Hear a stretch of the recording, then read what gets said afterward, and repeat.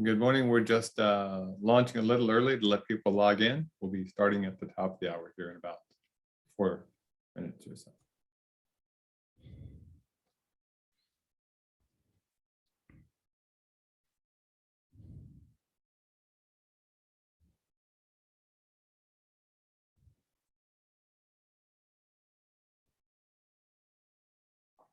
While you're logging in, you may want to go ahead and open up your Q&A pod and your chat pod. You can access those by dragging your mouse to the bottom of the screen. And you may also want to go ahead and open up a web page or download the app for Poll Everywhere. It's pollev.com.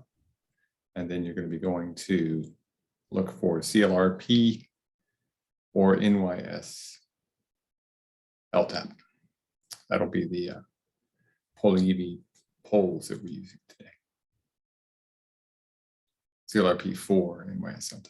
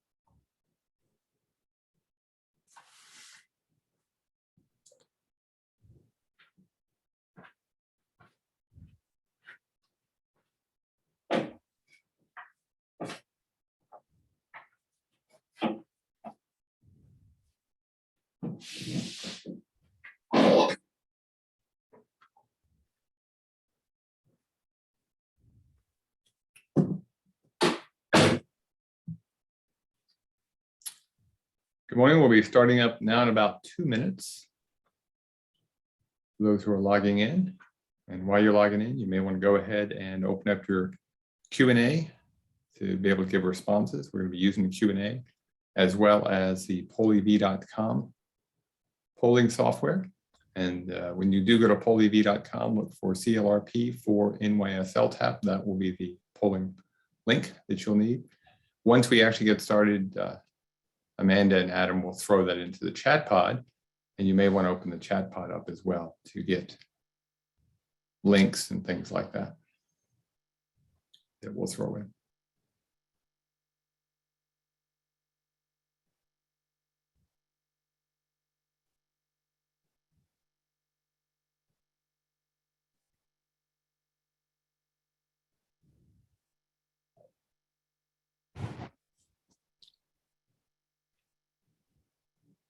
About 1 more minute, Al, and we'll get started. Thank you, David. You're welcome.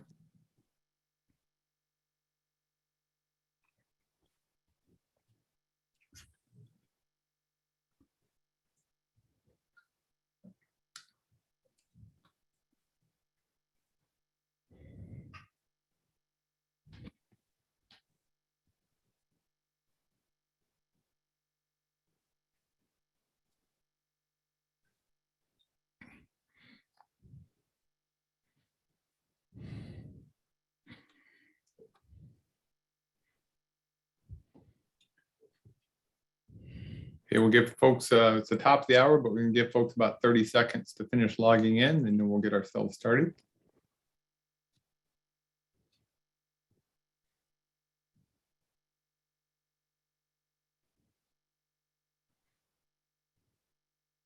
Okay, good morning. My name is David Orr. I'm the director here with the New York State LTAP Center, the Cornell Local Roads program. And we're welcoming you to one of our foundational Y webinars. Couple of things to get started. First off, I would advise everybody, please open up your Q&A pod. You access that by going down to the bottom of your screen. We're going to be using that to get some questions answered about a bunch of slides in. I don't remember the number. Al does, since he's given the talk. You also may want to open up the chat pod. In the chat pod, we're going to throw in links to register for the additional workshops. We'll throw in links for the MUTCD, both the national and the state supplement, and our traffic sign handbook that we support. So those will show up, and also a link to the Q&A polling, which is polleverywhere.com / CLRP for NYSLTAP. And that's available in the chat pod. With that, we're going to get started. A couple of reminders. If you are getting professional development hours, what will happen is you'll get a certificate at the end from Amanda. And then once you have that, let us know you need the PDHs, and then we'll follow up with getting you a professional development hour. If you're not from New York, you'll need to check with your LTAP center for that. Today's session webinar is being done by Al Bachner, who I'll let him give more of his background, but he worked for DOT as down the island in the traffic safety division for quite a while. And Al, I'm going to let you get started because I know you got a lot to cover in 1 hour. So it's all yours. I'm going to go dark. Okay, David, thank you. A little bit of my background. I had worked for New York State DOT in Region 10, that's Long Island region, for over 30 years. I also teach at Nassau Community College in the Engineering, Physics, and Technology section. And I've been working for Cornell Local Roads for about 20 years now as a circuit rider. And perhaps some of you have attended classes that I put on throughout New York State. Sometimes I'll travel around with another DOT retiree, Ken Swain.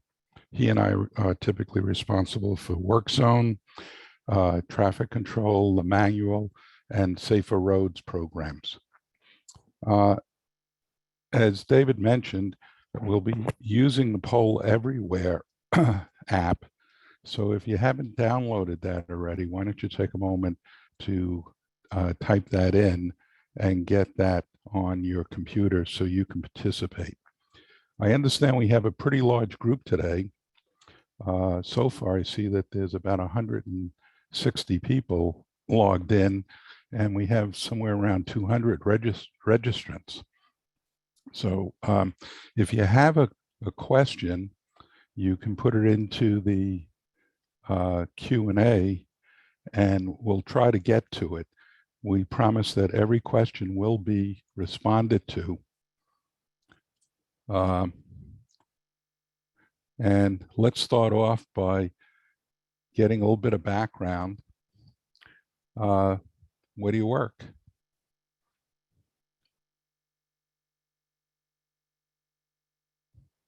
Okay, so I'm glad to see we got a couple of people who are just hanging out for the weekend. And I'm not sure if that's David and Amanda typing in there. No, we're not typing now. That was just a test. Okay. And just so you know, you've got a couple of cities and town people who put it in the Q&A. We know some people can't access the Poll Everywhere, so we'll let you know about that too. Okay, thank you. So we got a pretty good spread. And let's get an idea of how do we close out the... Just go page down to the next slide, Al. That'll work just fine.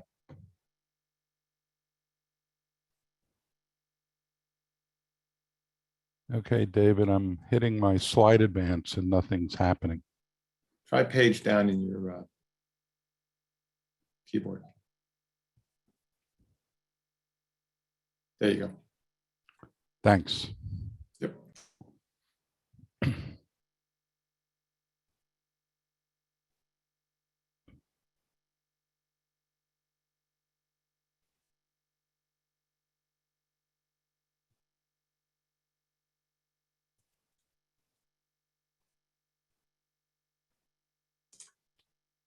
Okay, so basically an engineering audience. And I imagine a lot of those people are here for the PDHs. So,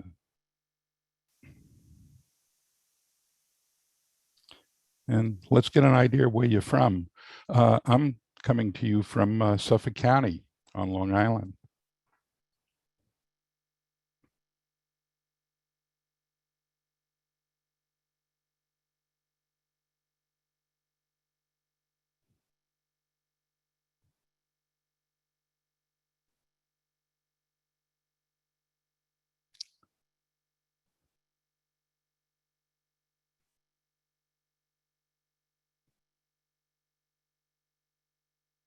Is that somebody in Canada out on a lake? Okay, I think it's just crowded up in the Monroe County, folks. yeah. I'm glad to see somebody from Hamilton logged in.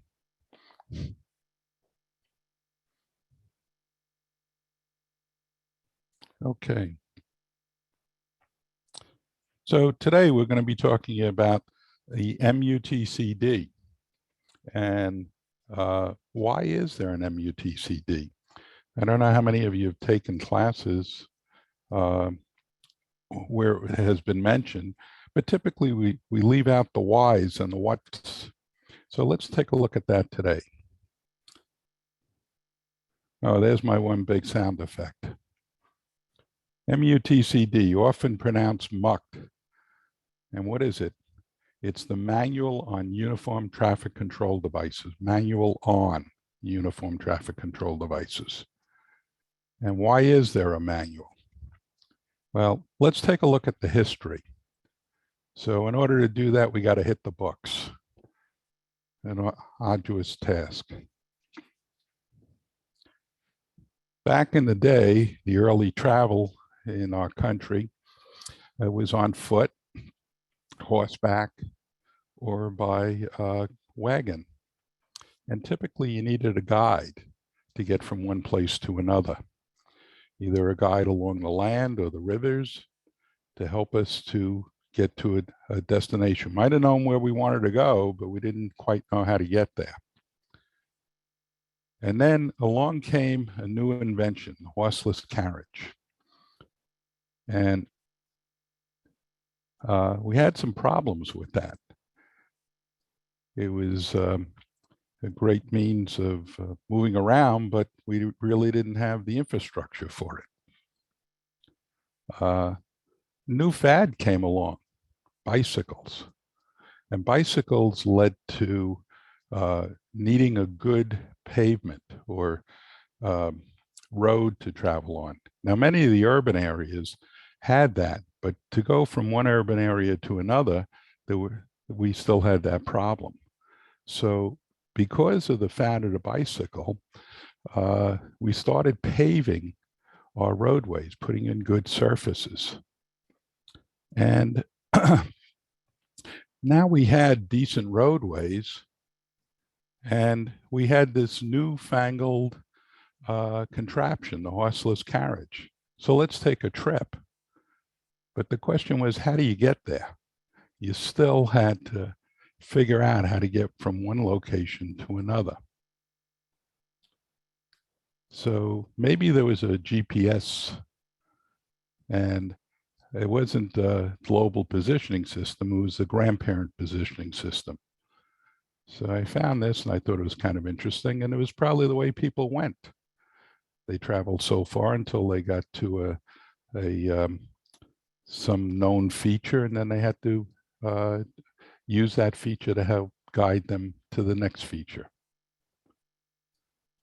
There was also directions. So what did we do? We used maps. We stopped and asked people for directions. And in my family, we have an expression, maps, where would we be without them? And then signposts started showing up. Why did they show up? Well, back to the horseless carriage, it was really a toy for the wealthy. And the wealthy got together, the people who owned horseless carriages, and they started to form groups. Kind of interesting.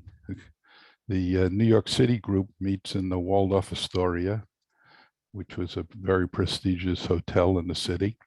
And one of the first things they do is they decide that they need signposts, guide signs to get them from one place to another.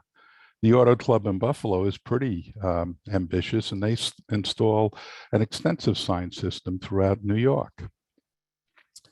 In California, about 250-mile radius of San Francisco, signs go up. One of the problems is that there's competing clubs, and they sign conflicting routes to popular destinations. And they start to use color bands around utility poles to guide their members from one place to another. Perhaps that's the first sign of using color to help guide motorists. Now, besides getting from one place to another, one of the problems they have is they realize there's safety and efficiency, how to get to the place through efficiently and regulate traffic to provide safety. So they decide that they need to guide, warn, and regulate traffic. So there's some firsts. Michigan decides that they need a center line, and they're the first to use center line. Cleveland comes up with an electric traffic signal. Detroit installs the first stop sign. And the feds decide that all the states should have highway departments. Now, how do they get all the states to develop a highway department? Well, they hold out the dollars and they say, if you want these federal funds, you'll need to have a highway department. Wisconsin erects the first official route signs, and Detroit installs a 3-color traffic signal. I don't know if any of you are old enough to still remember that at one time traffic signals were just red and green.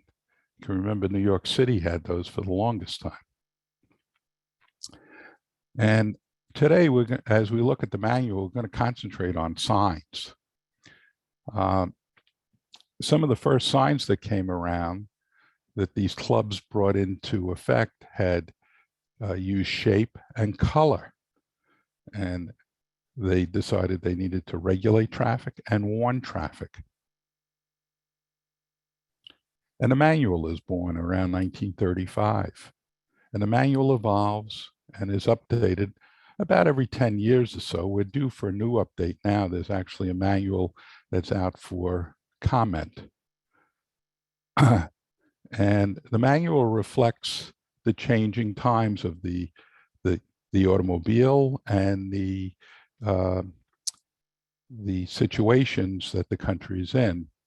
You'll see that in the during the Second World War, the manual had some conditions. Here, the first stop signs were yellow, and the one in the middle has reflectors.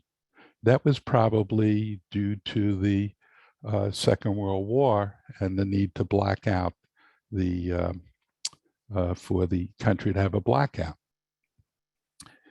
In 1954, the stop signs would change to red. Now, red was considered earlier for stop signs, but the red paint wasn't a good quality and didn't stand up. Doesn't say much for the stop sign in the middle here that's yellow.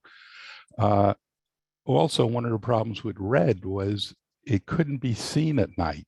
So we had to wait until retroreflectivity came around. And on September of 2007, New York State gave up publishing their own manual. They had a manual up till that point, and if you have one around, one of the older manuals, it has great references in it. It's written more like a textbook. The manual in 2007, the state adopted the national manual. Now, the state manual always followed or conformed to the national manual, but it was more restrictive. And New York State has some special laws or special signs that aren't in the national manual. So the state needed to publish a supplement. And you can see that the supplement, the New York State supplement, lagged the national manual by some time. And then in 2010, the 2009 national manual was published, and the state needed to update their manual, and that was published sometime later. So we have these two publications that comprise the Manual of on Uniform Traffic Control Devices in New York State. And they're required under law. The New York State Vehicle and Traffic Law, Section 1680A, specifically requires all municipalities to follow the manual. Not only municipalities, but also roadways on private property, like ring roads at major shopping centers. The vehicle and traffic law they used to be available at the DMV offices, and they were under $3. I was on the internet last night taking a look to see about purchasing the 2019 V&T, and Amazon showing it at about $30. So I guess prices have gone up. What this tells us is that it's not just a good idea to follow the manual, it's the law. We're obligated to follow it. And as in any law, we have some words that have very special meanings. So let's take a look at those. Standards, or the word shall, is a mandatory condition. We have no discretion when we see the word shall or standards, such as a stop sign. Under a stop sign, it would say it shall have 8 sides. It shall be red in color. So we have no option there. We can't put up a yellow stop sign because our mayor believes that we're a historic village and want to put up historic signs.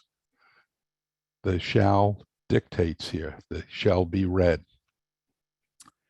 Guidance, or should, is an advisory condition. We have some discretion here. So if we were putting up a warning sign, a curve ahead, and we read the manual, might say it should be placed 200 feet in advance of the curve, of the first curve. And as we pace off that distance, we pace off 200 feet, we find that the signpost would fall right in the middle of an intersection.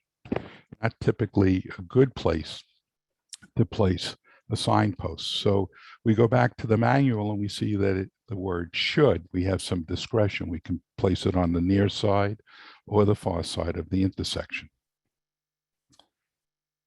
The other word that we have is may, or options, a permissive condition. There we have complete discretion. So there's a sign, drug-free school zone. And when we read about that sign, it says we may place it. So we have complete discretion.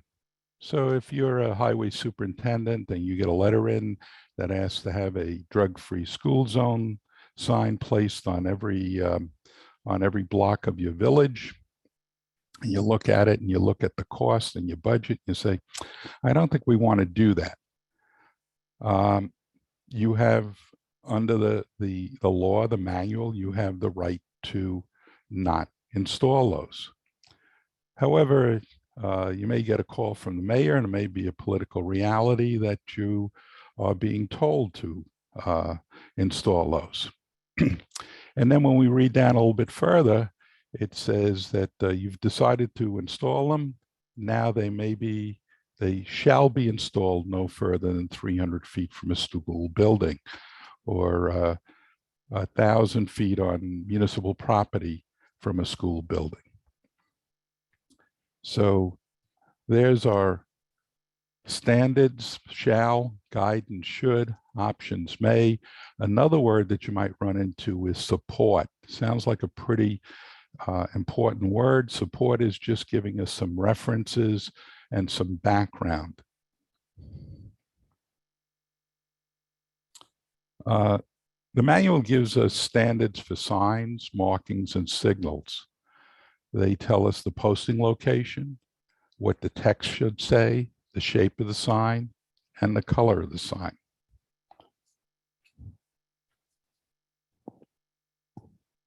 Now, we recognize signs in 3 ways. Recognize them by color, recognize them by shape, and we recognize them by message. So I thought this might be an interesting time to, let's take a little test. Let's see how many of these signs we can recognize.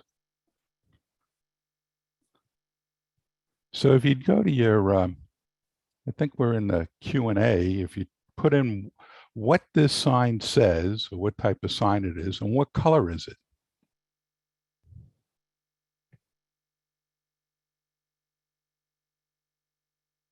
You can see that's starting to be populated.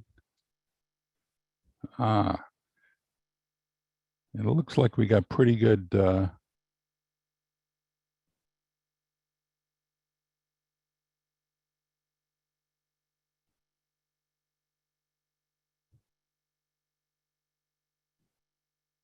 we got one anonymous attendee.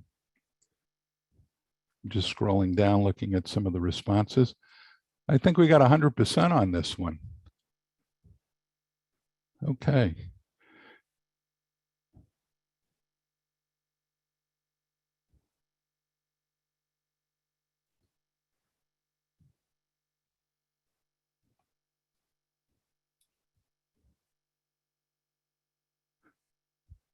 I'm sorry, my machine lagged back a little bit. Okay, let's take a look at the next one.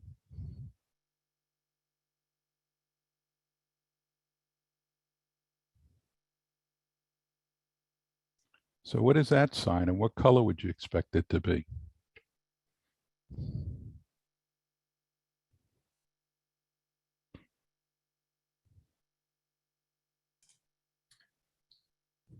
Different answers on this one, Al. They're not all consistent.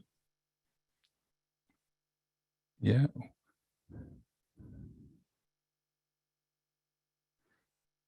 Okay, you're answering these questions in the chat, in the Q&A. Yeah, let's see what we got.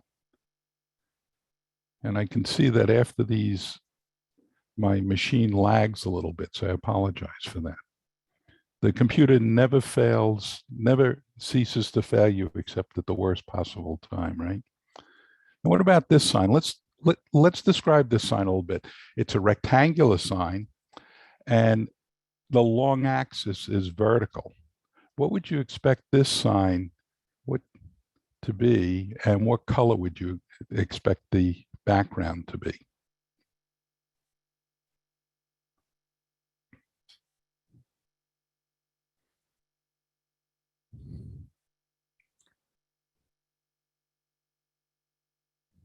Getting a lot of people speed limit.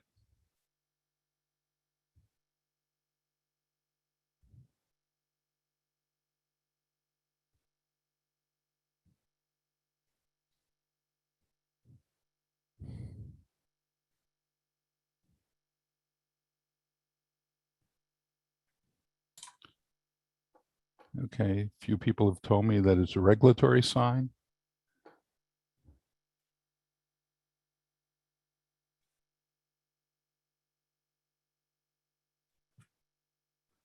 And the example that I used is a speed limit sign with a white background.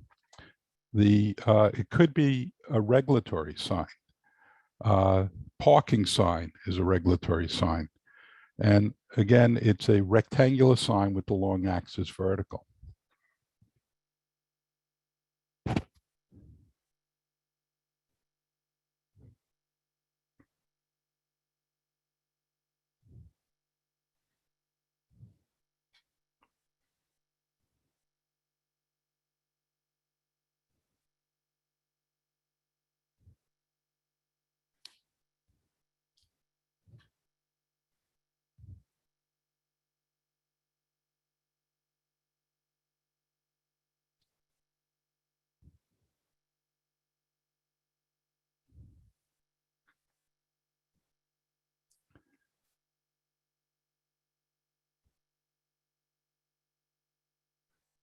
Good portion of the population has gotten this one as well.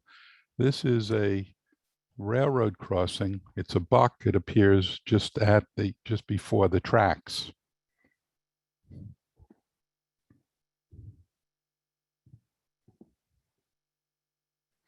What about this sign? Let's take a look at this sign. If you take a close look at it, it's actually a square that has been rotated 45 degrees. So what would you expect the legend of this sign to tell us? And what color would you expect it to be?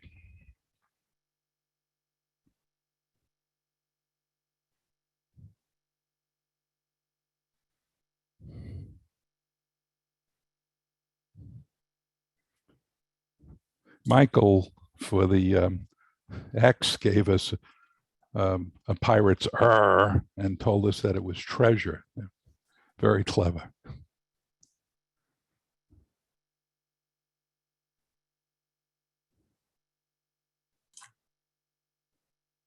Okay, so for this sign, I've got a lot of yellow and warning. There's an orange there too, Al. Yeah, I see an orange. That's pretty good.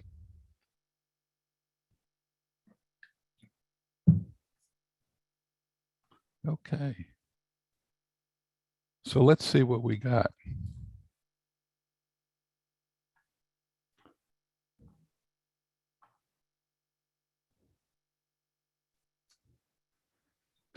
It is a warning sign.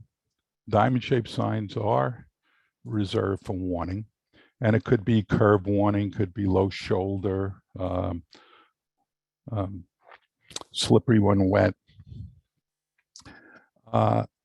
And somebody told us it could be an orange sign as well. And that's a construction or work zone sign. Now, why do we have two different colors? Well, we have two different populations of drivers going down our highways. The one population that we have is the unfamiliar driver, the person who is going to a location for the first time. And they're looking for every sign. They're going through a work zone. They're probably the safest person coming through a work zone, the safest operator. The other portion of population is the familiar driver.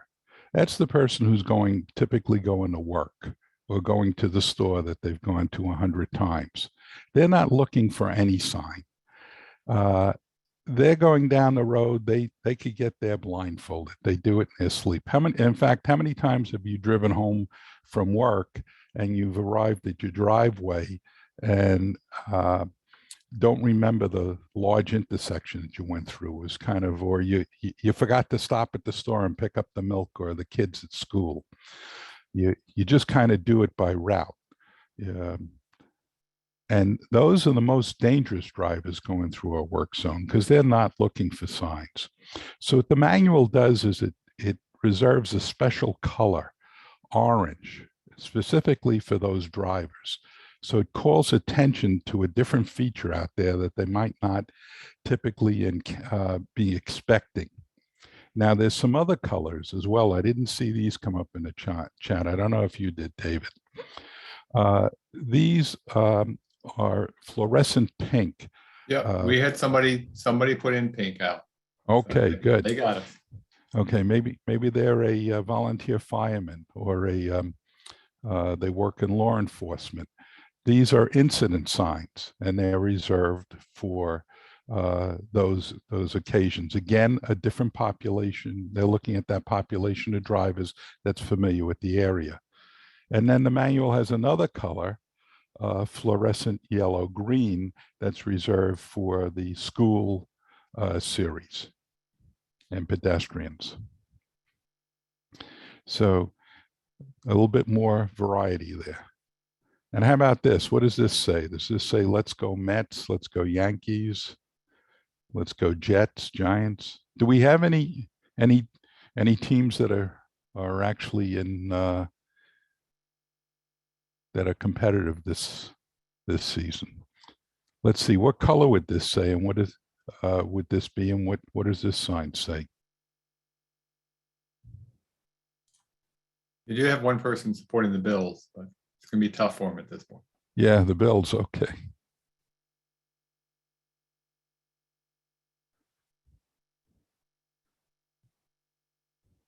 Like when the Bills are playing the Jets or the Giants, we're assured of a New York win. Okay, well, this is a no passing zone sign, and Region 10 doesn't typically use these signs on their state routes, but they're used extensively throughout the state. And here's home plate.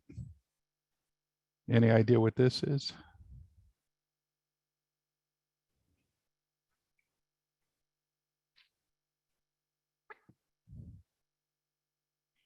The school crossing sign.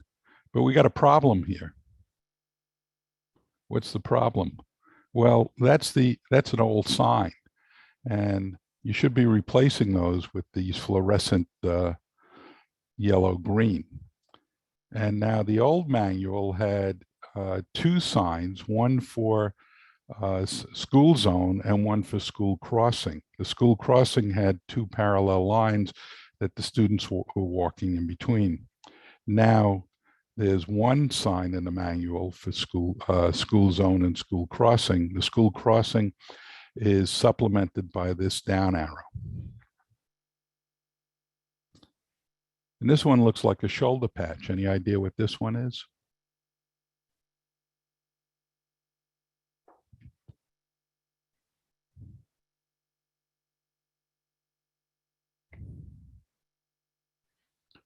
Wow. This one usually takes some people by a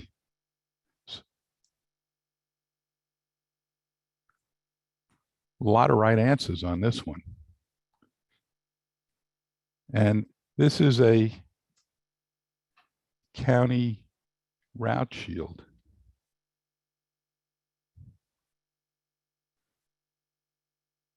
And the name of the county is at the top. This is one out of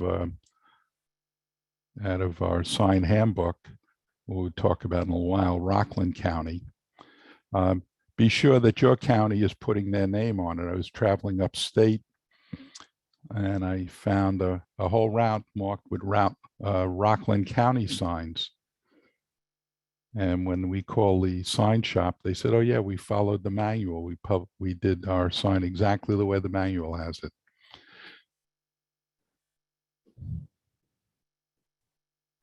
Now, this is a rectangular sign, but the long axis is horizontal. What color would you expect this sign to be?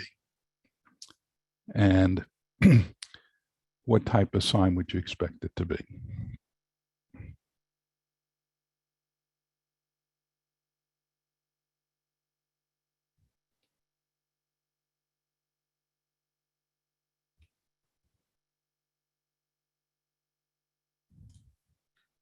And just so you know, Al, we're about halfway through. Okay, thanks.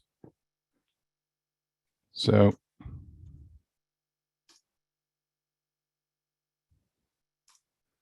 it's a guide sign. And again, it's a rectangular sign and the long axis is now horizontal. So the guide sign is typically green background with a white legend. For park areas, we'd find brown. For informational signs, we'd find blue. And for street signs, we have a variety of colors. In fact, on Long Island, if you're in the town of Islip, they use a white on blue background sign for their street signs. It's very easy to tell if you're in the town of Islip, just look at the corner street sign. And the simplest sign is, again, the sign at the intersection, your street name sign. And the largest are probably up on the thruway around Albany that might be 20 foot high and 40 foot long, showing complicated interchanges. They help us to get from one place to another, give us guidance. And how do we use the manual in New York State? Well, it's a two-step process. First, we refer to the national manual. And we pull that out, we look up the section that we're interested in, and then we need to go to the state supplement. Now, how do we do that? Well, if we're looking up right away at an intersection, we'd go to the national manual and we'd look up 2B04. We'd find that in section 2B04. Then we go to the state supplement and we'd look for that same section in the state supplement. Now here we can see section 2B03, 2B05. So 2B04 is missing. So the state supplement is silent on it. So all we need to do is follow the information in the national manual and we're fine. The state supplement might have delete or insert other information. The manual has 9 parts. The first part, general provisions. If you have a chance, take a look through that. There's a section with definitions, and those are important to us. So everything in the manual is important to us, of course, but the definitions give us a lot of information. Part 2 is signs, where we'll be concentrating today. Markings, traffic signals, traffic control, low volumes, temporary roadways. That's where we get our work zone information in part 6. Part 7, schools. 8, grade crossings. And 9, bicycle facilities. If you're new to the manual, one of the things you might want to pick up, and Amanda is listing the PDF link to this, is Cornell Local Road Sign Handbook. It's kind of the cliff notes to the manual, both the national and state supplement. And one of the handy features of this book, the book has, Cornell has updated the book over the years. So these are the additions as they've gone through. 2017's the latest. Well, it was originally done by DOT, Al, the 85 version. So. Oh, okay, thank you. So what's handy about this book is if you're new to the manual and you don't know your way around it, you can go to the index, find the picture of the sign you're interested in, and it'll give you the section of the manual to refer to. It'll give you a good way to get into the manual. And you can secure the manual at the Cornell Local Roads website. So Amanda is giving you links or the PDF, links to the PDF for both the manual, the state supplement, and the Cornell Local Road Sign Handbook. And it's all free. That's nice. And it downloads in color. What's handy about these things is you can download them right and save them on your computer. And then you can search the PDF by doing a word search to find items that you're interested in. And to get those, folks, just open up your chat pod and the link should be in the chat pod. Okay, as we install a sign, it should fulfill a need, command attention, convey a clear, simple message, command respect, and give time for response. Remember, what we're trying to do with these traffic control devices is we're communicating with the driver. So the driver has an understanding of how to travel through the roadway safely and efficiently. So as we place a sign, how do we place it? Well, we need to place a sign longitudinally along the highway, laterally a distance from the roadway, and some height above the roadway. And as we look at the picture, we see that, oh, that's an old sign that's been replaced by a symbol. Why did we go to symbols? Well, they're more easily recognizable a further distance back, and they give a quicker response than a word message sign. How does sign height affect us? It takes sign visibility, gets the signs up and above parked cars, safety and run off the road accidents. We'll take a look at that. Pedestrian accessibility. Now, this is out of the manual, and our desirable heights to the bottom of the sign. And notice the height is not measured from the ground. It's measured from the height of the roadway.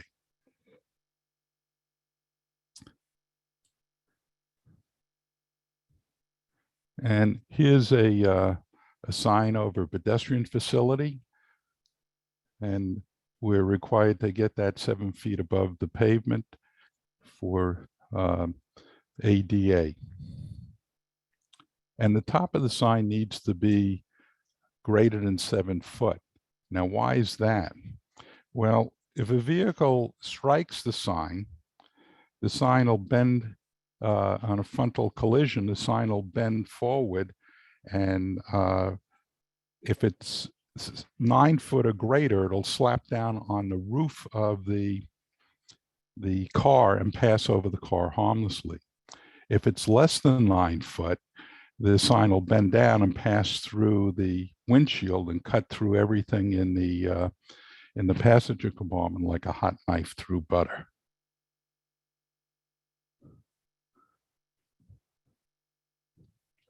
And the placement of the signs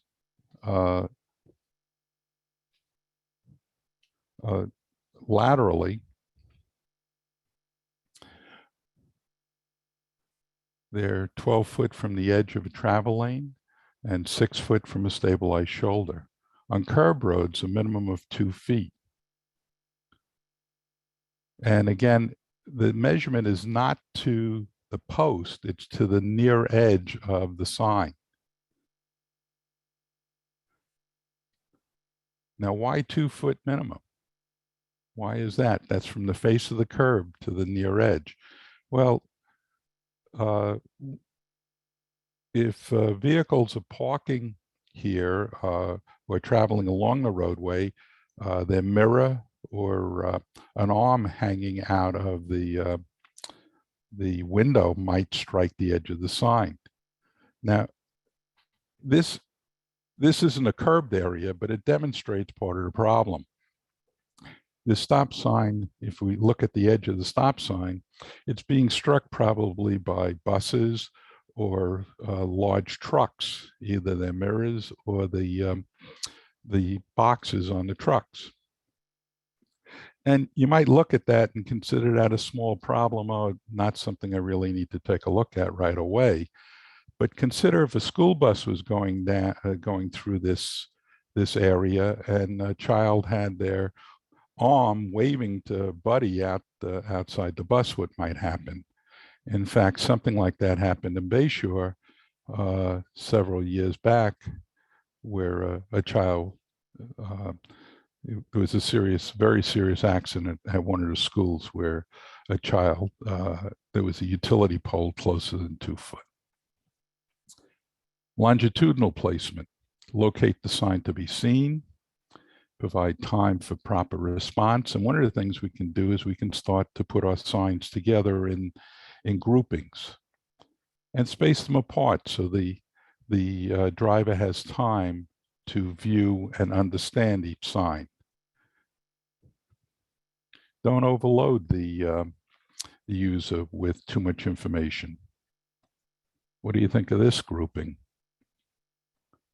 I'm sure the highway superintendent saved on a mounting post, but he did a lot to confuse the driver.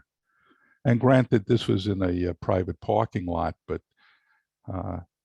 this isn't a good grouping.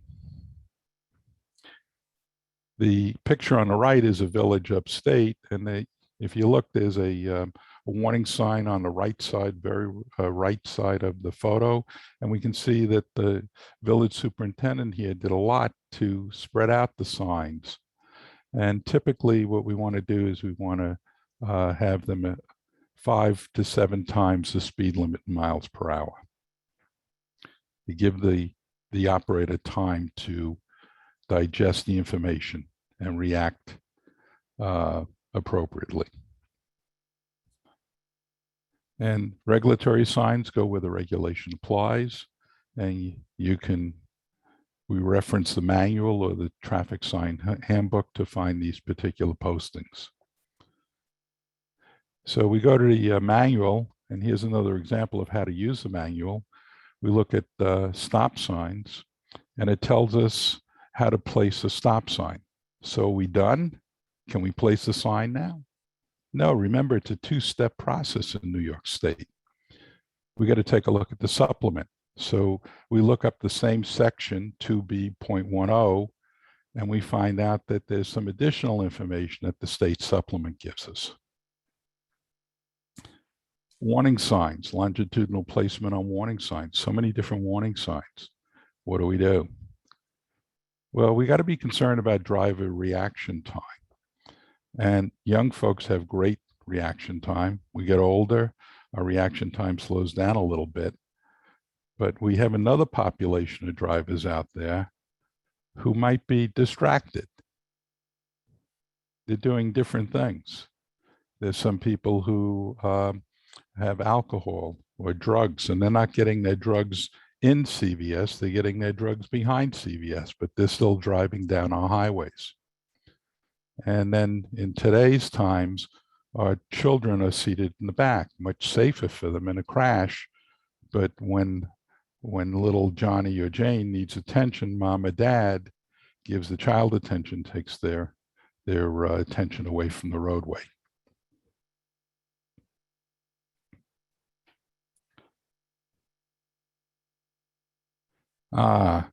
Let's take a look at reaction time.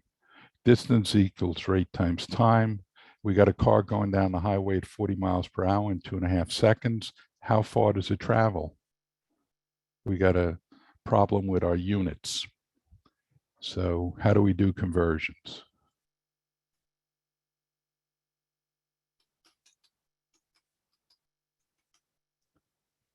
And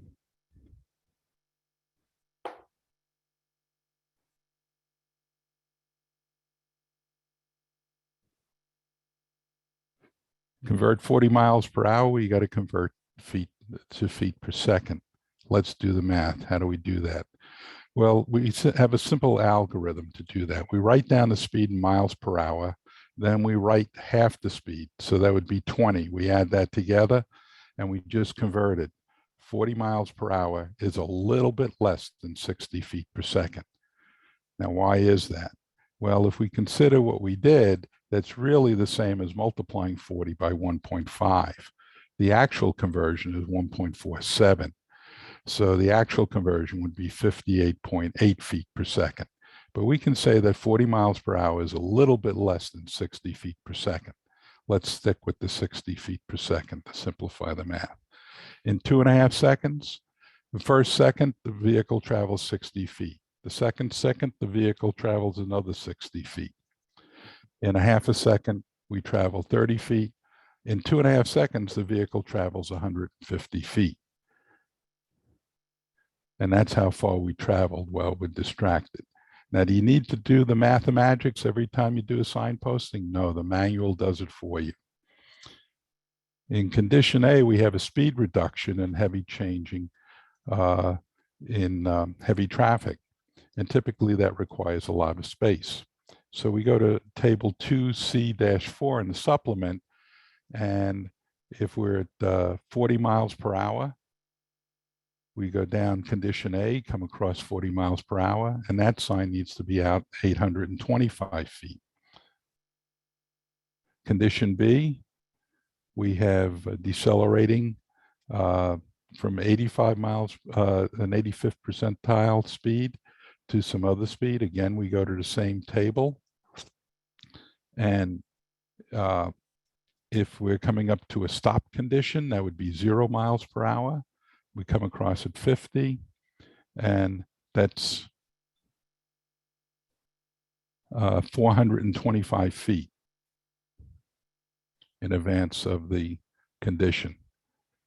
Here's a curve warning. So we're traveling at 40. We're going to have to slow down at 30 to get through the curve. And that's placed at 225 feet. And again, these are shoulds. Guide sign placement varies with the type of sign. Adjust these before you adjust regulatory signs. Now here we're talking about arterial roads, not limited access roads.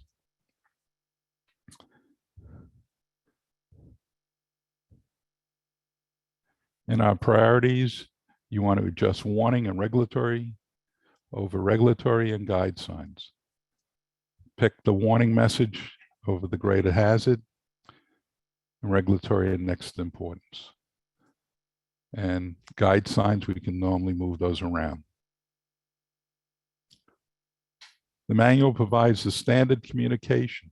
That's very important. That's the way that we communicate with the driver to get them through through their travel way safely. The information must be seen, easily understood, and provide time for reaction. If we apply the manual properly, we'll all get home safely.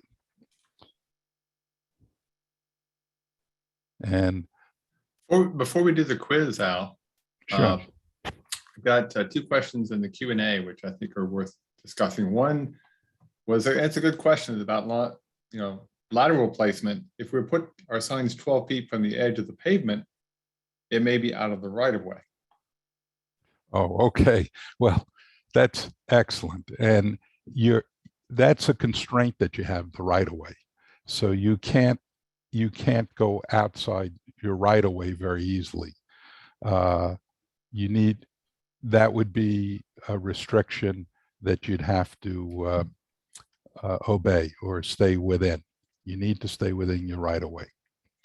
Well, there is one exception to that, Al, and we'll actually talk about that a little bit in our first webinar after the start of the new year on legal issues, and that is if it's safety related. So you do need that minimum 2-foot spacing, and you actually have the right as a highway official, even on a road by use, to place it, but you have to place it with an understanding of the safety concerns for roads by use. So, and would that be an easement, David? It gets complicated because of the fact that you're allowed to do certain things under safety rules. You should get permission from people. You may have to adjust, but you do actually have some rights to do that because of the rules and the way the laws are set up. Okay, you mentioned the second question. The second question, and we actually have a couple of others. The MUTCD they're wondering if it's the cause of rising traffic fatalities, and does it need a major overhaul? Oh, that's in the news lately.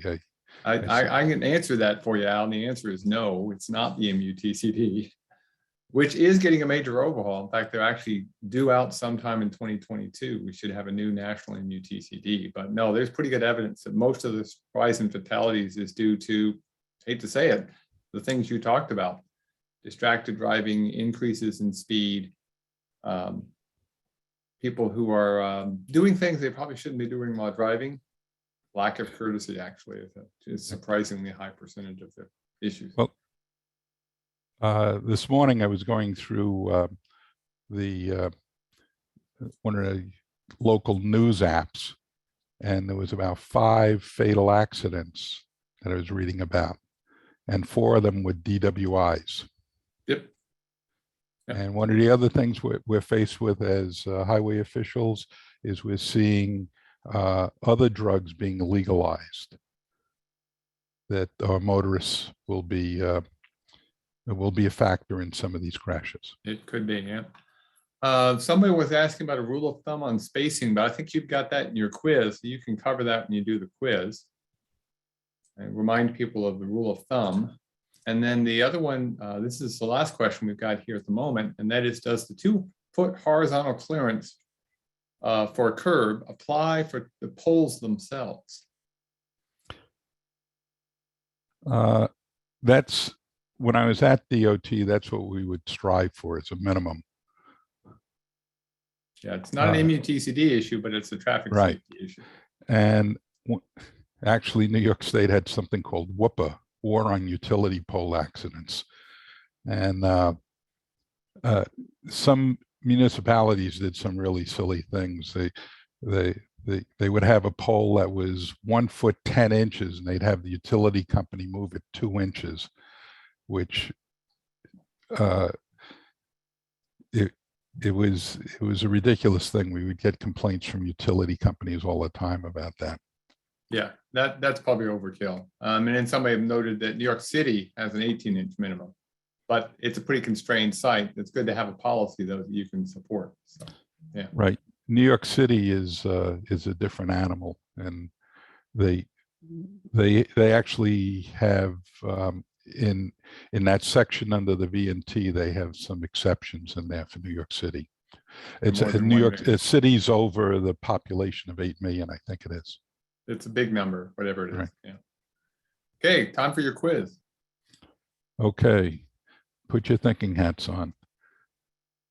Oh, with that question on the spacing in the presentation, it was 5 times the speed limit in feet.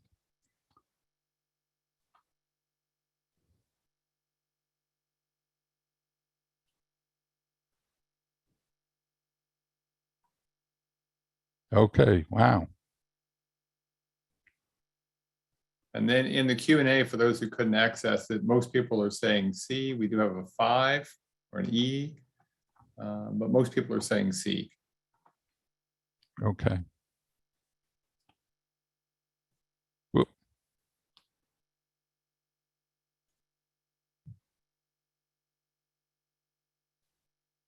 Help me out here, David. There you go. Yep. Nope, it just doesn't like you for some reason. I don't know why. Okay. It's just being weird. Well, the answer is you don't make the public feel good, right? Yeah. Well, this was how far does a vehicle travel in 5 seconds that's traveling at 30 miles per hour. The vehicle is traveling at 30 miles per hour. The answer is it's traveling a little bit less than 45 feet per second. So 5 seconds times 45 is 225. Yeah, don't know why that quiz wouldn't show up, but oh well. Yep, it showed up now. Oh, Of course. Hey, I bet they get the answer right. oh, okay. Hey, they got it right.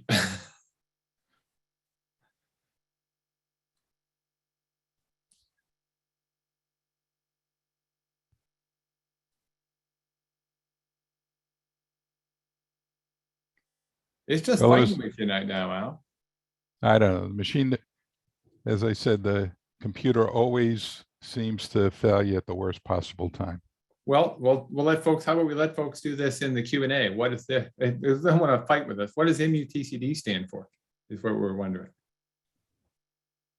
Let's see what we got. Manual and traffic control devices is the only answer so far. Or what's that U, folks? Don't forget the U. There we go. Now they got it. Manual and uniform traffic control device. It's showing up. Yeah, well, typically the biggest people say manual of instead of manual on. Yeah. And one of the things the feds are very concerned about is they want people to understand it's a national manual. For some reason, they get concerned when we refer to it as a federal manual. I'm not sure what the problem is there. That's okay. I have a question. I think you can go to your last slide and we'll answer a couple of questions that are sitting in the Q&A and let folks go. This is a good one. We frequently get asked about children at play signs, and why doesn't the MUTCD have any information or insight on such a sign request? All right, well, I'd have to go through the manual to see exactly what it says. But one of the things that we were concerned about when I worked at DOT was that we would get lots of requests from parents or community groups for children at play signs. And we typically only put them on a street that was designated for a play area, or where the school and a park were across the street from each other. What we were concerned about was putting them on a neighborhood street is parents might feel more confident in letting their children play on a street that had that sign when the sign isn't offering any real protection for the children. So it would give a false sense of protection. And we were hesitant to install those on state roads. It's currently not in the national MUTCD. The Federal Highway Administration and the National Committee don't recommend that sign be placed. It is in the New York State supplement, but it should be used in very limited applications. It was originally set up for rural areas where you wouldn't expect them to be children play, not for urban areas where hopefully people are watching out for kids anyway. Right. The other sign that you see up in New England is slow children. I'm sorry they have slow children. Right. I think that's the last one we've got that is of a technical nature, and Amanda and Adam are taking care of all of the logistical ones. So Al, thanks very much. Okay, doing David, you this. just want to remind the people what they need to do to get their PDHs? So you'll get a certificate from Amanda of attendance. And then if you've got above 90%, you'll submit that back to us to get your PDHs, and we'll send them out separately. So it And takes a couple of days for Amanda to get this base certificate out. So And they have instructions where to submit those for PDHs? it'll be in the email when you get your certificate, along with the links to all of the things that you talked about today. Okay, and you might want to check the Cornell Local Roads website. They have a very aggressive schedule for training. And if your municipality has a particular question, they're always available to help you out with that. There's a lot of circuit riders available with lots of different skills or expertise that will get back to you and get you the information you need. Yeah, I think you've got your last slide actually has the link on it, but it'll be emailed to everybody. And then I got a question for you, Al. It's a good one. If a sign is placed in a non-conforming manner, yet the sign is placed in the best possible location due to environment restrictions, is the engineer who signed off legally responsible? What was the first part of that, David? If a sign is placed in a non-conforming manner, yet the sign is placed in the best possible position due to the environmental restrictions, in other words, location restrictions. Right. Well, I'm not an attorney, so Well, the I answer, can't of give, course, is yes. but I can't give legal advice. What I generally say is if you have reasons for not complying, you should have that reviewed by a professional engineer, and those reasons should be documented. Whenever you're placing a sign, you typically need a traffic engineering study for that, and you need documentation. And we cover that when we put on our full day course. Okay. Well, thanks, Al. We've stolen 3 minutes from people's days, but with that, enjoy your day. Everybody enjoy the holidays. We'll be doing these webinars starting right after the start of the year. Take care, Al. Nice job. Thank you. And to all my friends out there, have a great Christmas and a Happy New Year.